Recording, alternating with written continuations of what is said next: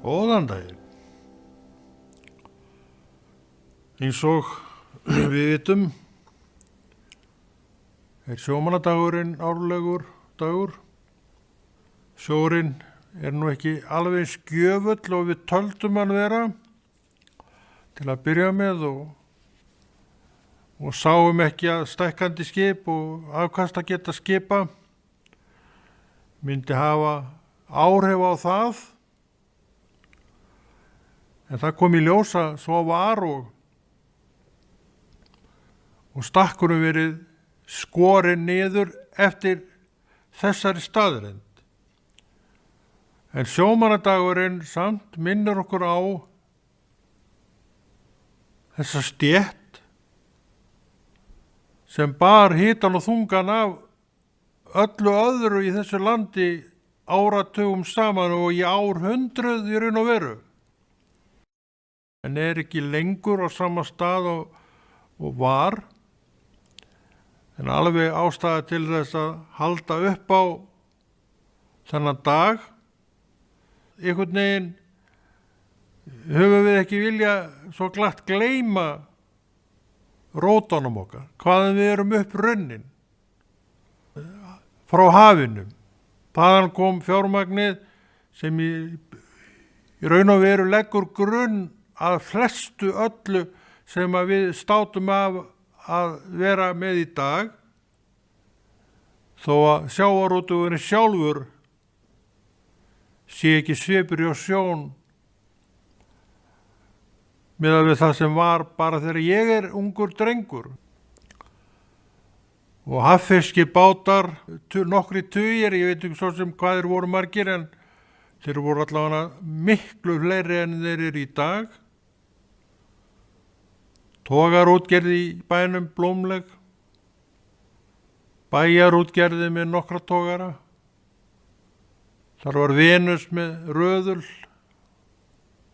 Surprise var þar tíma og fyrir utan alla síldarbátana sem voru og hétu. Við munum mörg eftir að hét Frost í gamla daga. Og Frost var nokkuð öflug útgerð sem gerði út nokkra báta. Við kölluðum þá klettana og ég reikna með því að sumar áhafnir klettana hafi tekið þátt í róðarakeppnum allavega en annars slagið. Allt þetta ennþá í gangi. Þó að þetta sé ekki lengur eiginlegur sjómannadagur en það hefur fækkað mjög í sjómannastétt og þá heldur titillinn sér sem bara góðar að gjalda vert.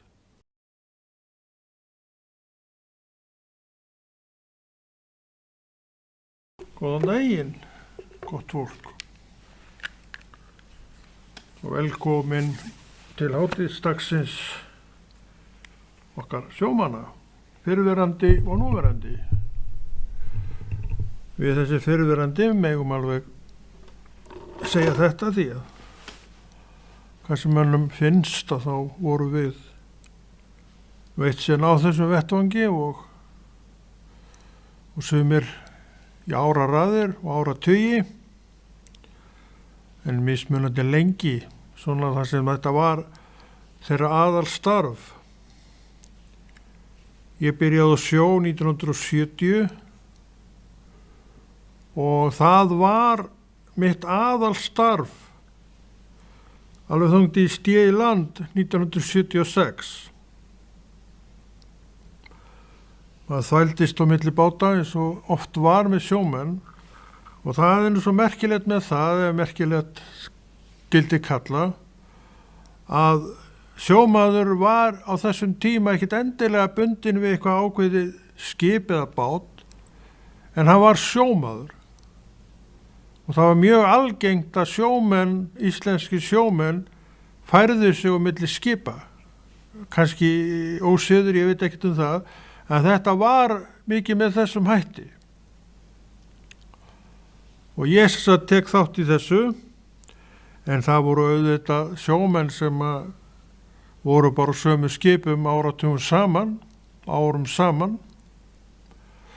En svona oppi sjómanna var nú á þessum stað að þeir flökkuðu svolítið á milli skipa. Að því að svona í hjarta sínu þá voru þeir sjómenn, þeir gátu ekki hugsa sér að fara að vinna í landi, það var nú svona ákveðið tabú hjá mörgum, en þeir fóru semst af einu skipu á annað.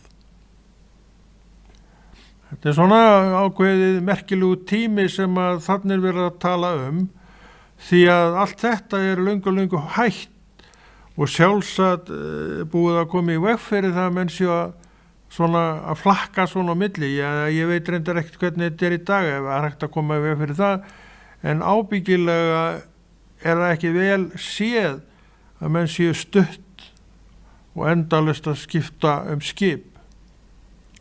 Þetta var mjög algengt á þessum árum og hafði verið lengi á allan tíma sem ég er í þessu, þá var þetta svona, menn voru að koma að fara. En við vorum þarna vegna þess að þarna borð var ákveðið öryggi. Ég vil nú viðurkenna það.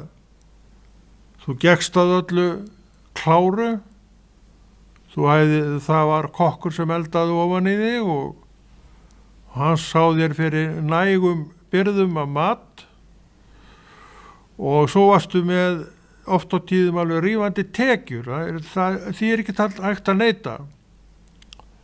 Þó að menn færi nú flestir eða oft illa með þessa peninga og held ég að flestir hafi nú gert það, þeir voru nú illa með þetta, þannig að það var minna úr þessu en efni stóðu til.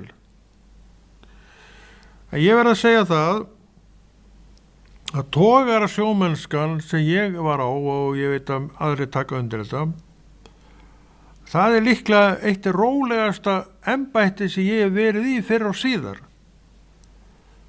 Að það gátu vissulega verið tarninu borð í þessum togurum, það voru eftir því hve mikið þið fiskuðu, en stundum voru liðu dagarnir þannig að það var frekar lítið að vera.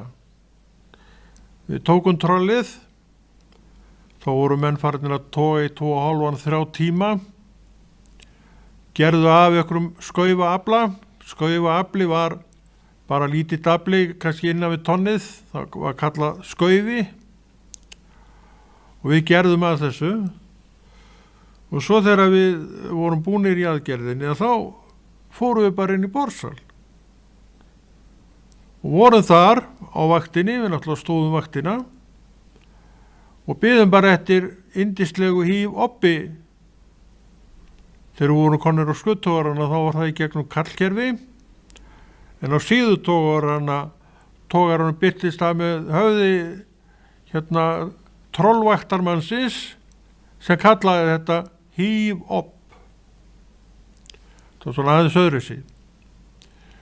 Og ég man eftir því að róleitin voru mikil sem sagt.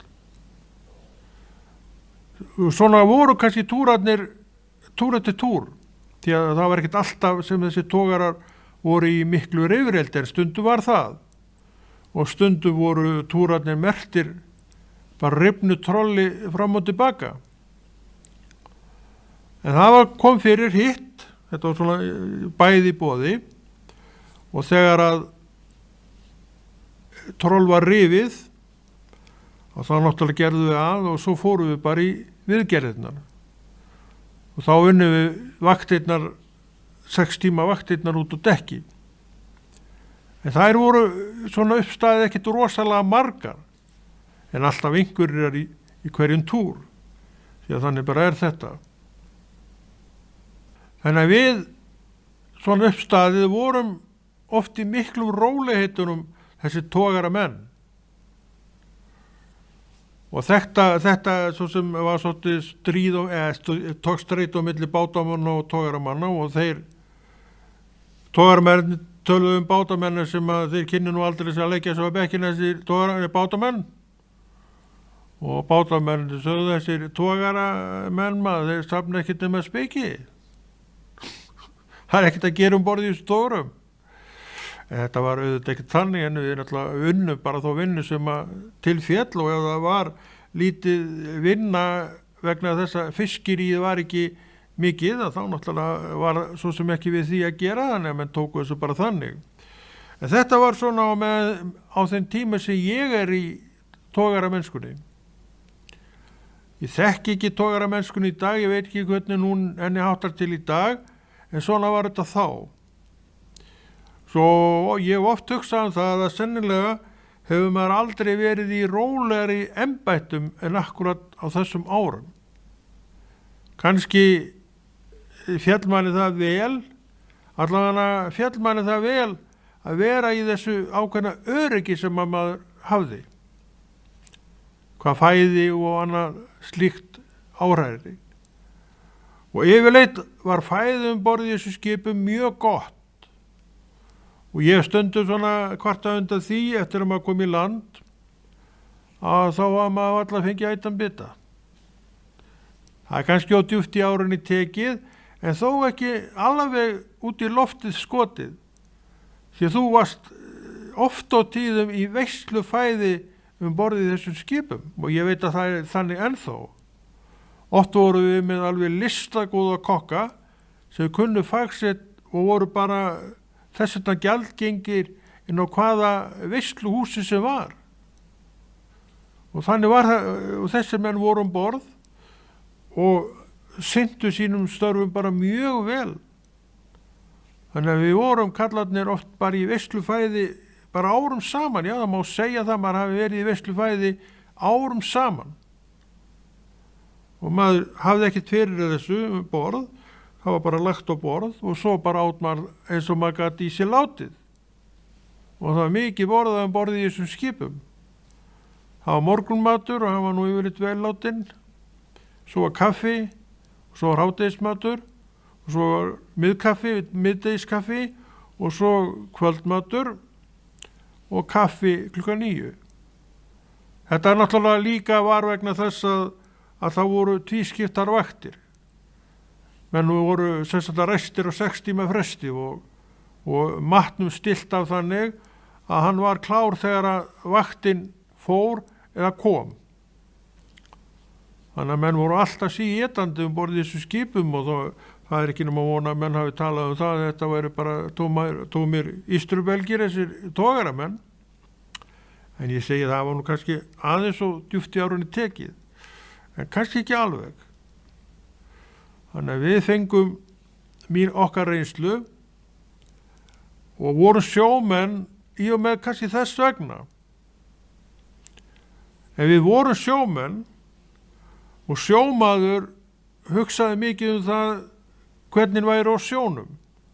Og ef hann var í land, það kom fyrir að maður fór í land, þá var maður raun og veru alltaf sjómaður. Ég man eftir því atvinnurekanda sem að réð mig til starfa og spurði mig hvaða starfi ég hefði gengt áður. Ég segi sjómenn, hann var alltaf hægt að ráða ykkur þessu sjómenn, sagði, því að þið farið alltaf aftur á sjóin. Og það stóð heima, ég eftir 3-4 mánuði þá var ég aftur komin á sjóin. Að því eins ég var að segja þá var maður svona í hjarta sínu þessi sjómaður. En svo einhvern veginn fjaraði undan því og ég 79, mann alltaf eftir því þegar ég geng frá, ég var þá á fraktskipi, geng niður landganginn með póka mínu og pjöngur og ég fann í hjarta mínu að þessi tími, þessi sjómennska, hún var að baki frá og með þessum tíma. Og það kom aldrei neinn löngun í mig í að fara aftur á sjóin, maður fór að vinna bara alls konar verkamannastörf. En þó, ef það var gott veður, lygnur sjór og maður út niður á bryggju, þá, já, það væri gaman að fara aftur á sjóin. Og ég let verða af þessu 1999, fór 2 túra á farskip, eiginlega bara til að sannfæra mig það, nei, ég vil ekki taka þátt í þessu aftur. Þetta bara búið. Og síðan hef ég ekki farið á sjó og engin löngun heldur verið til að fara á sjó. Þetta hvarf allt saman. Ég raun að veru hvarf þetta frá mér, þó ég væri kannski að reyna að toga þetta inn aftur, 1976. Ég veit, ég var orðinn trúaður þá og ég veit að Drottinn leiði mig bara að fara til að segja mér og sannfæra mig það að þetta væri ekki það sem ég vildi. Við skulum taka okkur núna smá pásu og svo höldum við þessu áfram í einhverja mínútur í viðbót.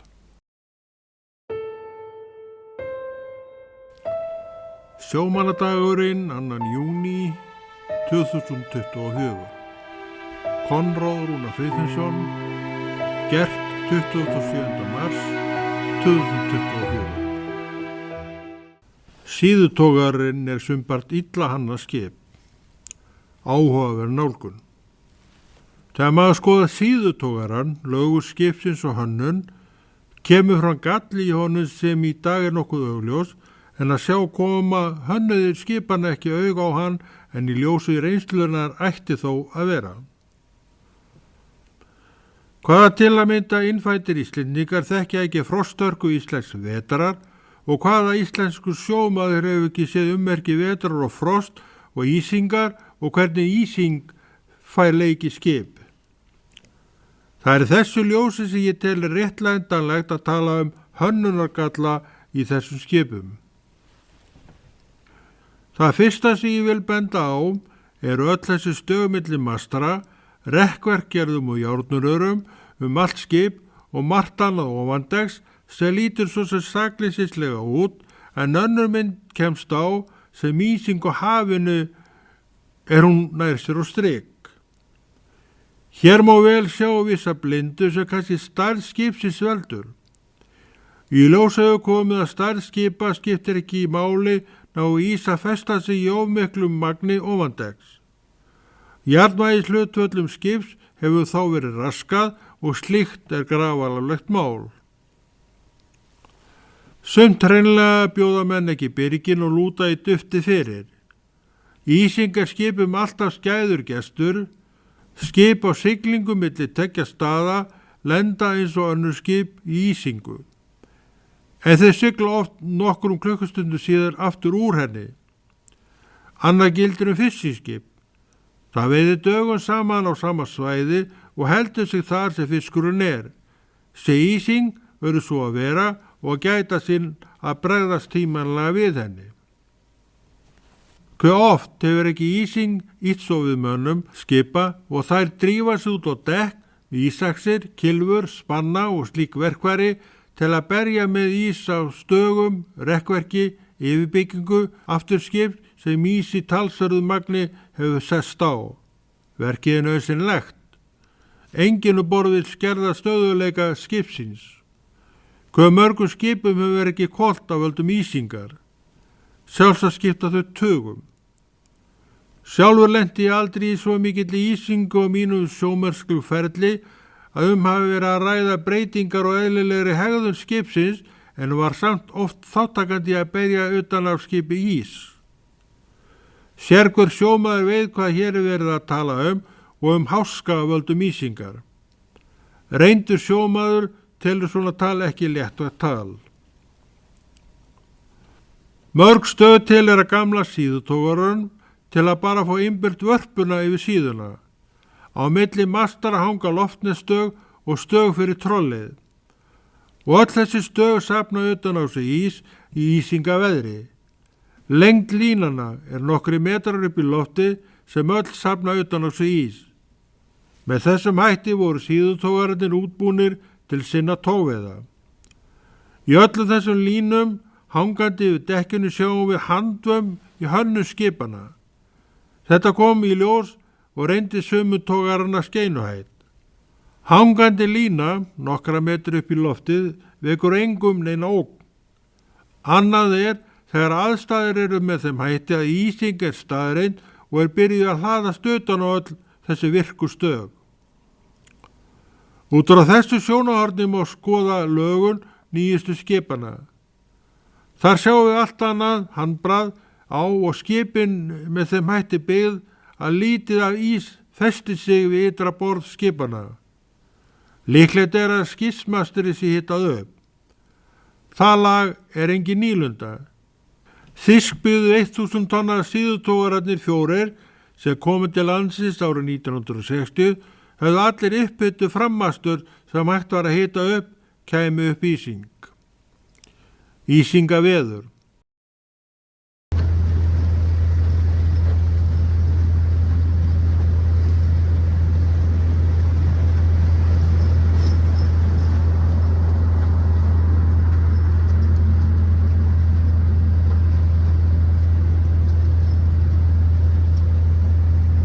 Frost og afleiðinga frostörgu á sjó er lúmst, þó ekki beint frostið heldur vindur með. Hann grípur með sér sjóúðun sem stög og rekkverk skipana festa sig við.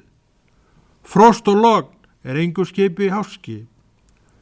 Við vitum að vindur ýfur upp sjó sem af æsist og tilverða öldur sem freyðir af. Þarna verður til hætta af ísingu. Þegar ísingin er byrjuð breytir hún furðufljót á sinn dex og víra. Grensti vírstrengur gildnar og hleður hraðar utan á sig. Vírstæði gildnar vegna ísingar. Hér sjáum við margföldunar áhrif gerast. Haldi áfram sem horfið þarf ekki langan tíma til að handleggur fullorðins karlmanns geti ekki lengur lokist ísklumpin. Í þessu eina fleki sem tegis upp í lofti leynist töluvöru þungi og sé hort til allra lofsdagana á dekki síðutogara sjáum við að verulega þungar að ræða svo ofarlega á skipinu. Og þarna gætu menn verið farnir að merkja breytingar á hreyfingu skipsins. Akkúrat þessari atburðar velta menn kannski ekki svo mjög fyrir sér við hönnun þessara miklu og sögulegu glæsi skipa nýsköpuna togaran. Hönnur gátu samt ekki hanna síðutogara á neinna lofsdaga. Á veiðunum leika þau líkil hlutverk við innbyrðingu trollsins. Þessi vírstrengir eru því ekki fleiri þurfti við verkið á dekkinu og þar sem vinna þessi er gerð á. Allt undir berum himni og hvergi skjól að finna fyrir vindinni ágjöf. Á þetta bendir Andrés Guðmundsson vélstjóri sem talinn er vera faðir skutogarans og var sjálfur starfandi vélstjóri á þessum síðutogarum, fyrstu kynslóð síðutogara, og horfði á þessa gallaskipana og viðurkenni vissa vannhönnun hvað alla vinnuaðstöð áhrærir þarna á beru dekkinu. Andrés hefur lög að mæla. Það er ekki fyrir en í kringum 1970 sem íslenski skuttogarar fyrst sjást á íslenskum miðum og með þeim var áður óþekkt aðstæða fyrir sjómenn og ponti ekki lengur maður í vatni på miðlæri og færibönd við báða enda þóttakarsins og áfram niður í lest. Að sjórgefu og mannskapin í aðgerð er gamli tíminn, en eitt stinn var hann.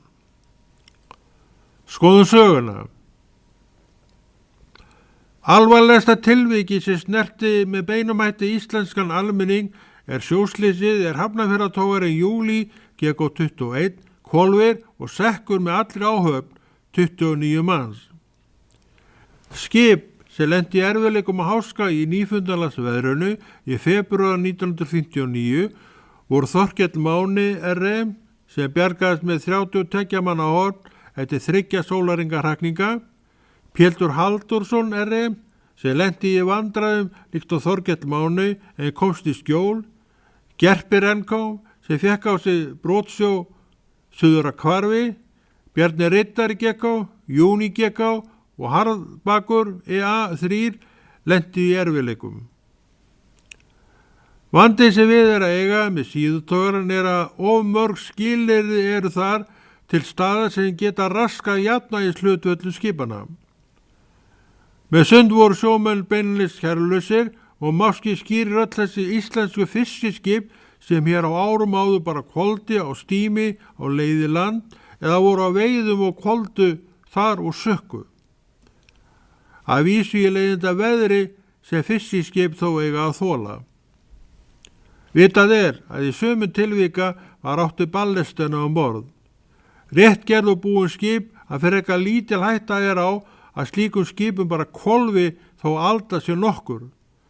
Þarna getum við ekki bent á neitt hönnunargalla, heldur hugsunarleysi manna sem ætti að vita betur.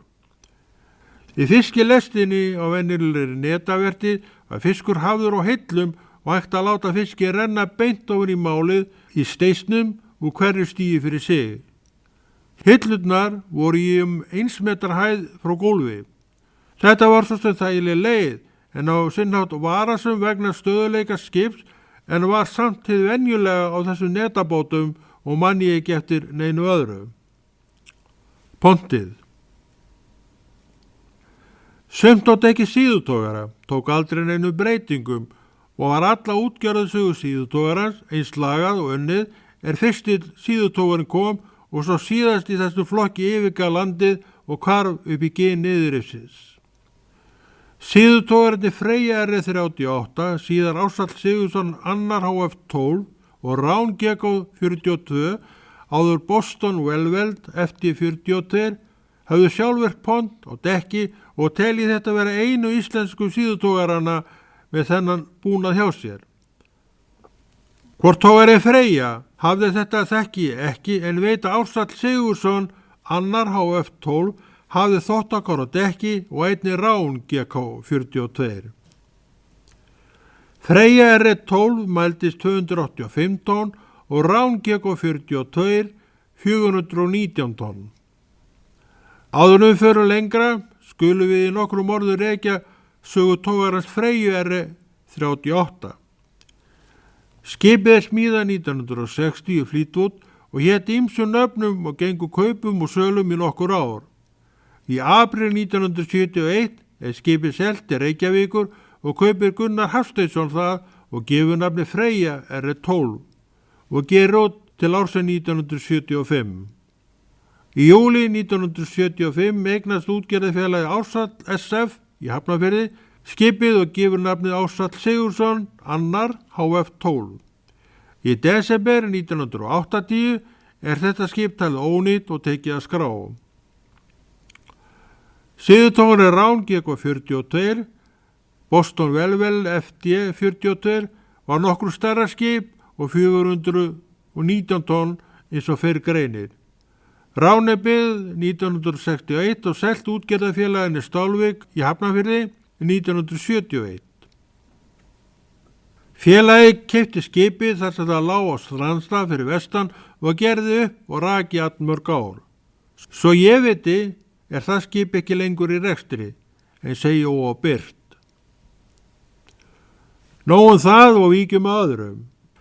Pont aðstæðan sem fiskurinn þveginn í borði síðutogara. Pontið var á dekkinu og stilt upp í kringu það borðum milli dekksteita og sjóru slöngu, spúlslanga, látið renna í það. Ég man ekki eftir að menn hafi rætt hvort gera mætti fiskþvottin með öðrum hætti en þessum. Bresku sjómennirnir sem veitu hér við land á sínu síðutogurum höfðu sumir þvottakar á dekki sem þóði fiskafla skipsins. Karið stóði nokkur í hæð á dekki skipana og sögum hæðar ekki neitt sérlega hentugt, fannst manni. Allur aðgerðu fisk á síðutogar sendur þegi niður í lest. Pontarinn, einn staðan borð, stóði sjó upp á miði læri. Hann týndi fiskin upp úr pontinu og höndum einum og fleygði gegnum lestastúta á lestalúgu. Þetta var aðferðin við fiskþvott og síðutogara allan útgerðartíma þessara miklu skipa. 1980 þau öll horfin af íslenskum miðum en þá eftir Sigurðarvaffi og Víkingur ákom. Þessu skipum sem kunnugt var breytt í nótaskip. Lokaorð. Talað var að Venusútgerðin sem gerði togara Röðul Gekko 518 út hafi vel geta hugsað sér að gera skipið út lengur en gert verkið óvinnandi þar engin maður var tilbúin til að þykja pláss. Togari Mæ Gekko 346 frá Hafnarfirði var seldur til Noregs fyrir hluta árs 1977.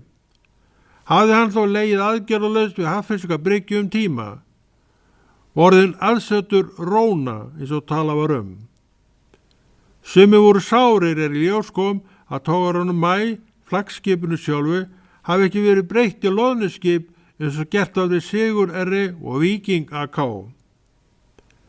Skip hafa, höfðu, talsvert tilfinningagildi fyrir sumt fólk, en það allt saman löngu breytt.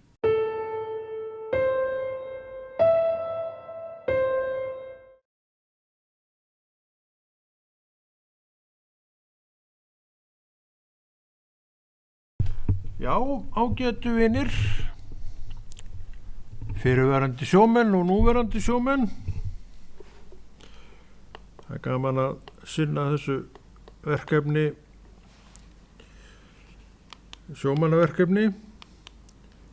Sjálfur elska ég að eiga þessa minningu og hérna ég vandrar með þessa klukku. Þetta maður kann ekki á þetta maður. Við látum þetta, við höfum eitthvað tíma á þessu. Þetta svona skeiðklukka mín svo ég viti hvað ég búin að tala lengi, en við bara, ekki, þið þólið vitum morguns ef ég gleymi mér, ekki? Jú, hann hörku gæja maður. Býttu, ég veit að kann ekki á þetta.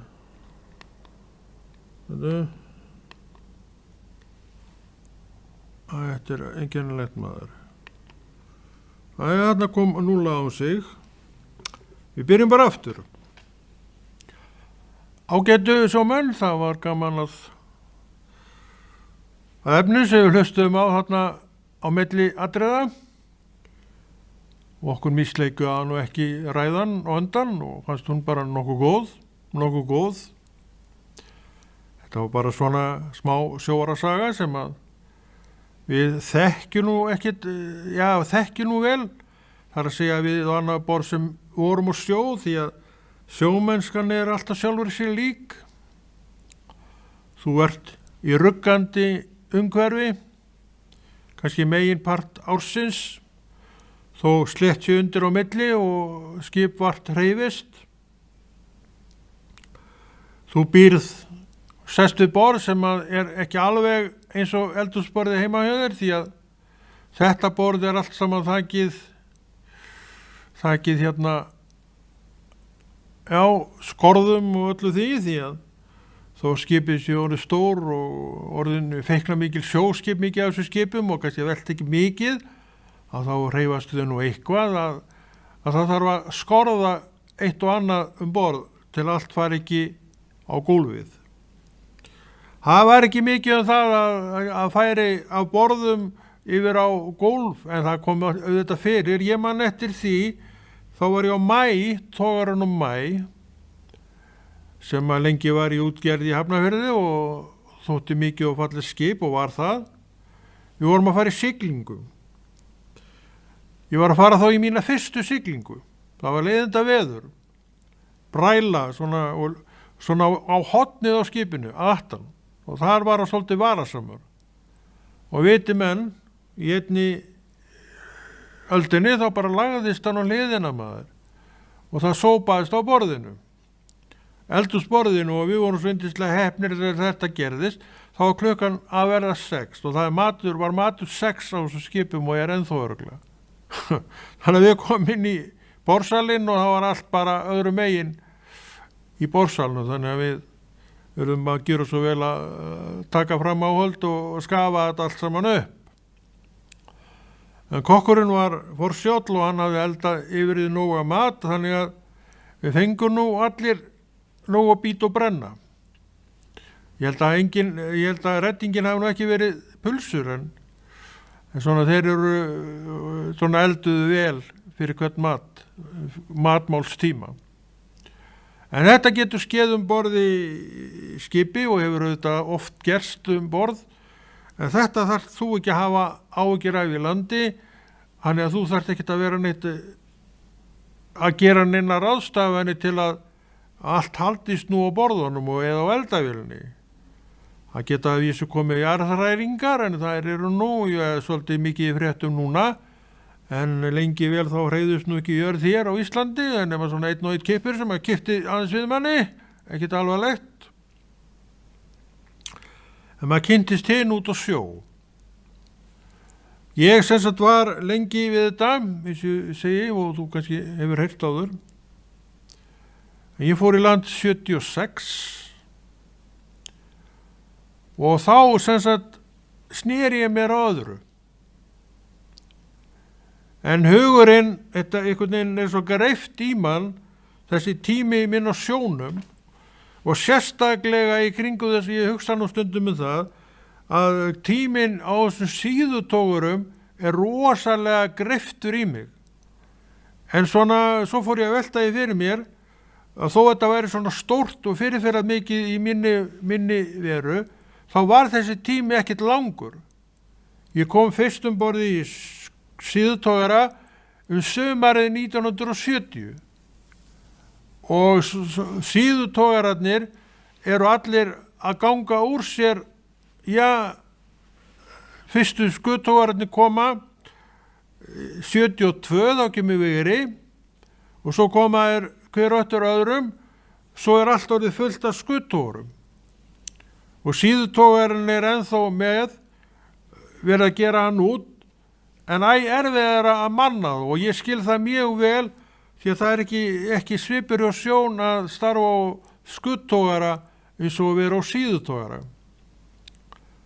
Þú ert varinn sjó og vindi í aðgerðinni, þannig það var úr sögunni með skuttógarunum og svo annað að hlaupa eftir dekkinu framan úr Hvalbak og aftur í skip til að fara í mat eða á vaktina, það ekki lengur til staðar því að þessi skuttógar að bjóða upp á það allt sé innan gengt á einni hæð, innan gengt. Þannig að þú getur farið á inniskónum á vaktina og gerir það og etur þinn mat, morgunmat, hádegismat eða kvöldmat eða hvernig sem það og svo bara drífur þig á vaktina, hátti þannig til að vaktin sem að fara vakt, hún uppi að sinna einhverju. Það getur alltaf gerst því að ef að troll rifnar þá fara menn bara í það og klára það verk og það getur tekið alveg kannski 2 sólarhringa, það fer eftir því hvað trolli kom illa rifið upp að þessu sinni. Þannig að þetta allt saman var ekki lengur til staðar þegar að með skuttógarun, en maður mann vel eftir þessu, það var náttúrulega rest og það var pus úti og ágjöf jafnvel og maður stundum gleymdi að taka með sér stakkin fram í, þannig að maður var að hlaupa aftur eftir skipinu bara á peysunni í vonum að maður fengi ekki á sig skvettu á meðan. Yfirleitt slapp þetta nú því að maður gáði til sjósins og reyndi svo að sæta lægi og svo tók maður sprettinn eftir dekkinu og slapp yfirleitt með það. Og þetta var nú svolítið spotti á þessum til að mynda maí, þetta var stórt skip og það var töluvörðu sprettur fannst manni að þurfa að fara þessa vegalengd, þó ekki var hún neitt rosalega löng, ef að illa var í sjóin. Manni fannst þetta ekki stödd. En allt slapp þetta og ég ennþá uppistandandi, en hef ekki komið á sjó í áratugi núna, en mann vel eftir þessum tíma, vegna þess að, eins og ég var að segja á þann, þetta einhvern veginn svo greift í mann. Ég var líka að segja að tíminn borð í síðutógara var stuttur. Kannski 1 ár, 2 ár í mestalagi. En ég man eiginlega mest eftir þessum tíma borð í síðutógarun. Ég veit ekki af hverju. Kannski vegna þess að þetta var þetta allt svo nýtt einhvern veginn fyrir manni. Maður var að reyna fullt af hlutum og læra fullt af hlutum alveg frá grunni og það kannski ástæðan fyrir því að maður mann þetta svona vel. Þegar þú ert orðin sjóaðri, orðin vanari, að þá verða verkið þér svona, hversdagsleg, ekkert sérstök. Þú kannt þetta, þú veist hvernig á að gera þetta og ert þess vegna orðin feikna góður verkmaður, en svona það er allur sjarmi farinn af eins og var á meðan að nýja brumið enn á þessu, og þess vegna mann maður það svo vel. Því að maður þurfti svo mikið að hafa fyrir þessu. Maður hafði svo mikla eftirvæntingum fyrir því að verða einn af þessum kláru köllum sem gat gengið í hvað sem var. En maður þurfti að vinna sig upp í þetta og hafa fyrir því að komast upp í þetta, og það tókst.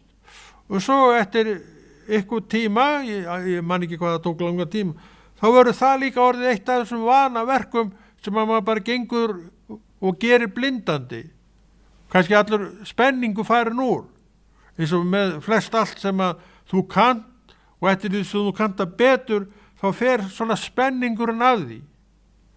Og það gerist með sjóin alveg svo annað, og þetta er svona kannski hyggi vera útskýringun á því hvers vegna þetta er svona rosalega greift í mann. Og þó að þetta hafi verið tiltölulega stuttur partur af því sem sjómennsku tíminn minn varði. Hann varði í 16 ár og enn minn. Og þetta sem ég er svona mikið að tala um og ofta að tala um er mjög stuttur tími, en rosalega svona áhrifamikill tími fyrir mig sem einstakling. Ég hugsa að þú getur sagt sömu sögu, þar að segja að þú svona kafar ofan í þessi atriði, og meðan allt var nýtt og spennandi fyrir þér, þá horfir maður allt öðru sér á það. Maður hlakka til að ná þessum tökum og ná hinum tökunum, maður nær þeim, og svo þegar maður kann þetta orðið og það vel, þá verður þetta eitt af vana verkum, og þannig var með sjóin. Allt var þetta á endingu bara eins og hvert annað vana verk sem maður tók að sér og sendi þetta eins og maður gat og kunni. Þetta er ekki saman að jafna. En samt er þetta lífið skemmtilegt. Þú gerir þetta skemmtilegt, og núna er dagur sem þú getur gert lífið skemmtilegt á. Þannig er þetta alltaf. Bara þessi dagur sem ég á, ég hef hann fyrir mig. Og hvernig er ég að nota hann? Ég er að nota núna með því að gera þennan sjómannaþátt minn sem ég hef verið með frá því árið 2009, og í dag er 2024, þannig að þú sér hann er búin að vera nokkuð lengi. Ég ætlaði nú reyndar að hætta með þessa þætti síðast og hafa það síðast þáttinn minn, en maður auðvist að hlýða Guði. Hann ávist að fá að ráða þessu, og hann ræður þessu, og hann atti mér að stað þegar fór að líða á, svona á 9 ár held ég að það nú gert það, hvort það var komið fyrir áramót. Þá fór hann að nippi mig aftur, og ég sagði, ég skal gera þetta einu sinni. Og ég gerði það. Þannig var það nú. Þannig allt fór þetta nú vel og verið þetta nú vel vegna þess að við viljum að hlutin fari vel. Og þeir fara vel að við erum samviskusamt fólk og höfum gaman að lífinu, og ég hef mjög gaman að lífinu, og ég hef mjög gaman að þessum tíma mínum á sjó, og líka þessi tók við þá. En minningarnar þaðan til dagsins þetta eru miklu færri.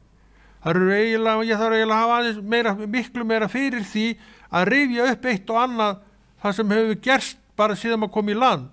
En sjómannsku tíman mann ég, að mörgu leiti, en ekki auðvitað öllu leiti, en að mörgu leiti mann ég það, og það er mjög greift í hjarta mitt.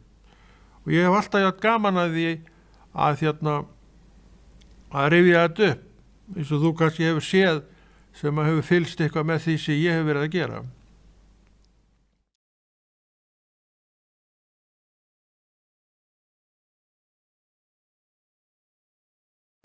Góðan daginn, sjómenn. Og einstaklega ánægjulegt að vera með ykkur í dag, sjómannadeginum. Maður tók þátt í honum á meðan maður var á sjó, en var sjaldnast heima á sjómannadaginn. Það var ekkert til að gefa neitt frí á sjómannadegi, þó að það sé nú orðið þannig í dag, en kvótinn hefur nú svona skilað þessu af sér, að þó hann sé hindrandi og bindandi, að þá hefur hann tekið frá þessa daga sem að margir voru að berjast fyrir að fá. Það var eiginlega ekkert sem að gaf tilefni til þess vegna þess að skipið mátti bara veiða alla daga ársins og það var reynt að hafa þau að veiðum alla daga ársins. Það var ekki fyrir seinna sem við áttuðum okkur á því að sjórinn var nú ekki alveg eins fullur á fiski eins og í fyrstu var talið. Og þá komu þau ákvæði inn að sjómaðurinn skildi fá að taka út sinn sjómannadag á þeim hátíðahöldum sem að framfara og nú ennþá reglan að gert sé. En stundu kom fyrir að maður kæmi í land daginn eftir sjómannadag. Sjómannadagur eða ekki sjómannadagur kannski skipti ekki öllum máli, en samt ákveðin virðing við stéttina að sjómannadagurinn skuli vera haldinn í heiðri en þann dag í dag og það hefur alltaf verið svolítið látið með hann. En þegar ég voru sjó þá átti ég ekki það sem ég á í dag, Jesú Krist. Og en allt í einu birtist hann mér og ég hef ekki verið samur máður síðan. Hver staðan hjá þér nákvæmlega núna veit ég ekki, en ég veit bara að þú munt ef Guð vill söðla í hugsun og hjarta og þú munt fagna þeirri stund afskaplega mikið, kannski sem að þessi maður að tala hér, þó ekki sérstu nú kannski akkurat tilbúin í þetta núna, að þá það nú þannig að dropinn hólar steininn rétt eins og hann gerði í mínu tilviki. Ekki man ég nú aðdragandann að því að ég varð trúuð manneskja, en hann hlýtur að hafa verið nokkur og einhver. Það kom til minn maður og hann las fyrir mig upp úr orði Guðs í nokkur skipti og orð svona þegar hann áður hann svona rétt áður hann hætti að koma, þau eru eftir í hjarta mínu. Það var orð upp úr Nýja testamentinu og þessi orð, seinna þó ég áttaði mikið á því þá, voru orðin sem að eiginlega gáfu mér réttin til að vera með Kristi það sem eftir var. Sem sagt, ég frelsaðist og ennþá þessi frjálsamanniske í Jesú nafni og hefur nokkuð íðin við það að segja mannu frá leiðinni. Ég átta mig alveg á því að annarkvort tekur maður við þessu eða hann tekur ekki við þessu. En hans réttur, alveg svo minn réttur, að fá að heyra. En að því að maðurinn fæddur frjáls, þá hefur engin neitt leyfi til þess að skipa honum eitt eða neitt þarna, fyrir svo utan það það tilgangslaust verk. Ef maðurinn gengur ekki að frjálsum og húsum vilja þennan veg, þá lemur þú hann ekkit væni minn til hlýðni við Guð og þannig tekur drottinn heldur ekki við honum. Það það góða við það að þjóna Guði að þú ert alltaf frjáls til að gera bara það sem þú vilt, en að því að Guð góður Guð, þá hellir hann yfir okkur alls konar lærdómi upp úr til að mynda orði Guðs og þér verður orðið svo kært og trú þín svo kær að þú ljáfur ekki máls og öðru en að gera það sem að trúin að tala til því. Þannig að þú ert hættur allir í vitleysu með þitt líf og öllu hiki og öllu því og gengur hnarreistur veg Guðs, því hann betri vegur en annar sem þú hingað til farið. Þetta eru líka góðar fréttir fyrir mig og þig að heyra. Ég tala nú fyrir hann og hana sem að tekur bara við þess og gerir þetta sínu. En það sérstast sjómannadagurinn í dag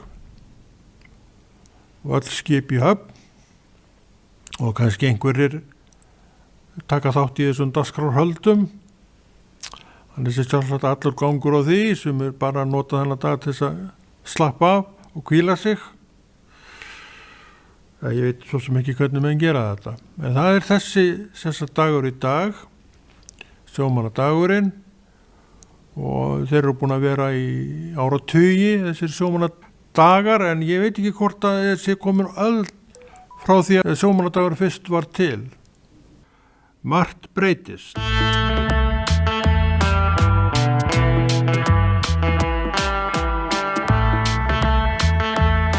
Byrjað var að tala sjávarútveg sem atvinnugrein á 12. og 13. öld á Íslandi.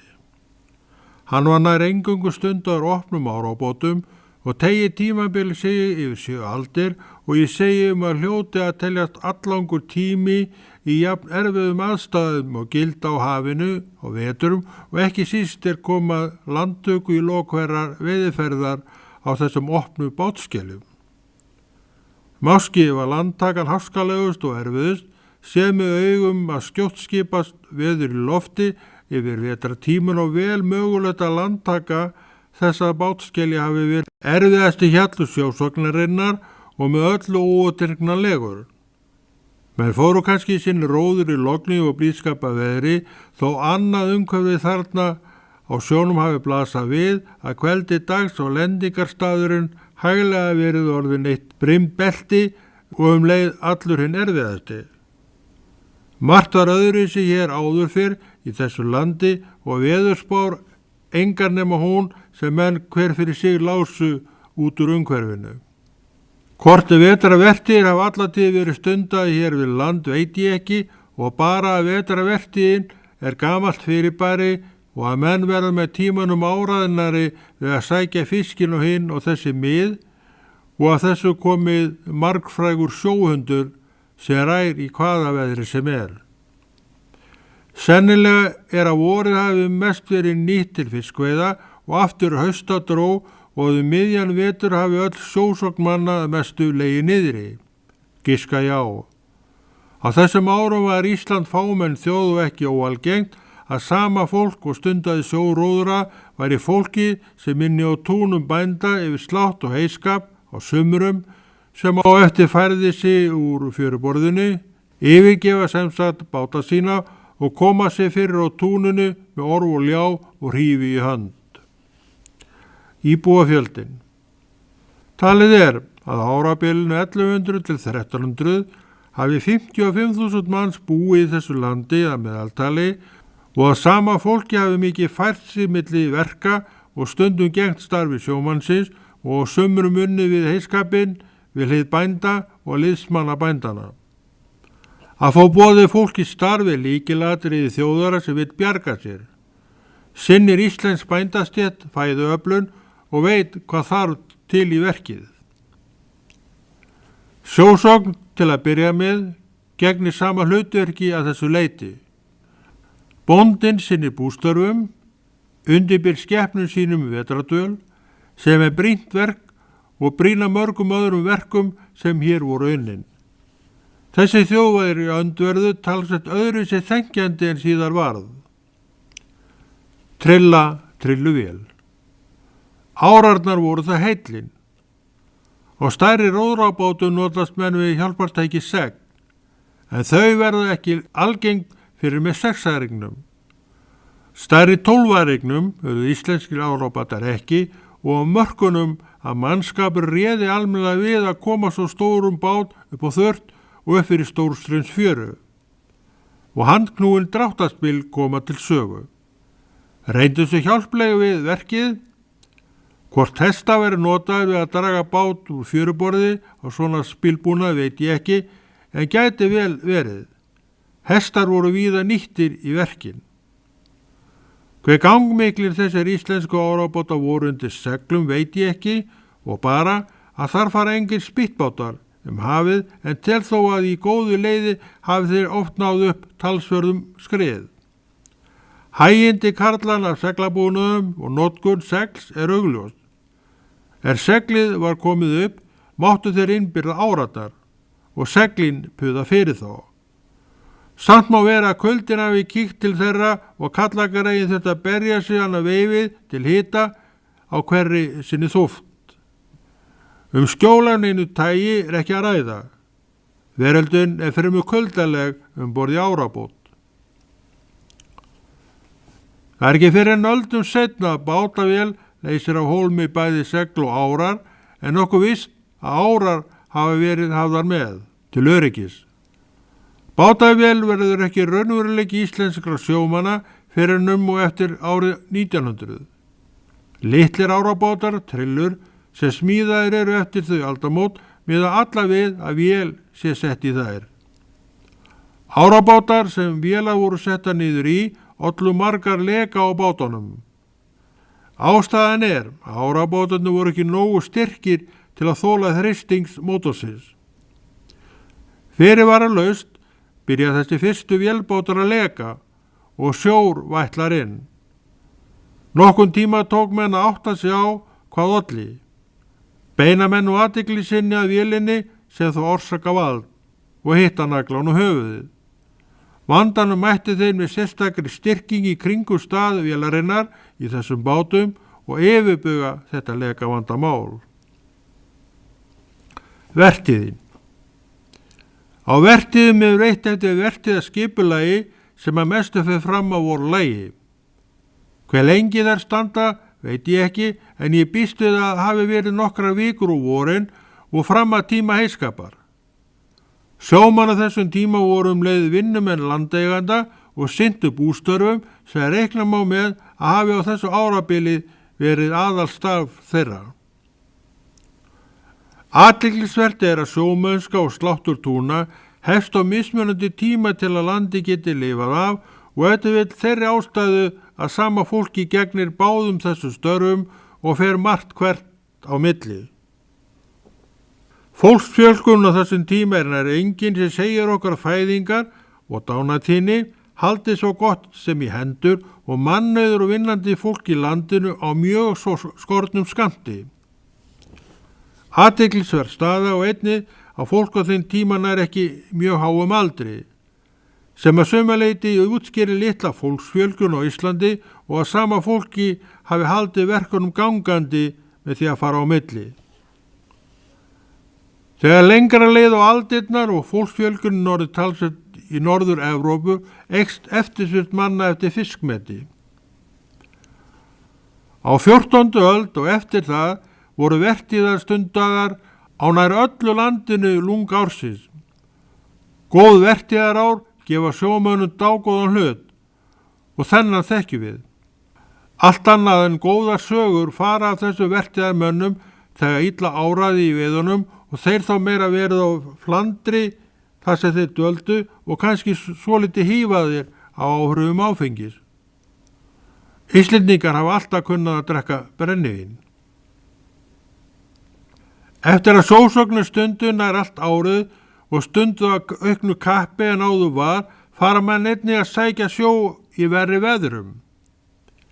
Ekki hafa lengur einvörðungu sjálfsnettarbúskap að ræða, sem gnýrveiðarnar, heldur hagnast kirkjujarðir og bændur vel á skreiðarsölu eftir að verð á skreið margfaldaðist á árabilinu 1300 til 1600.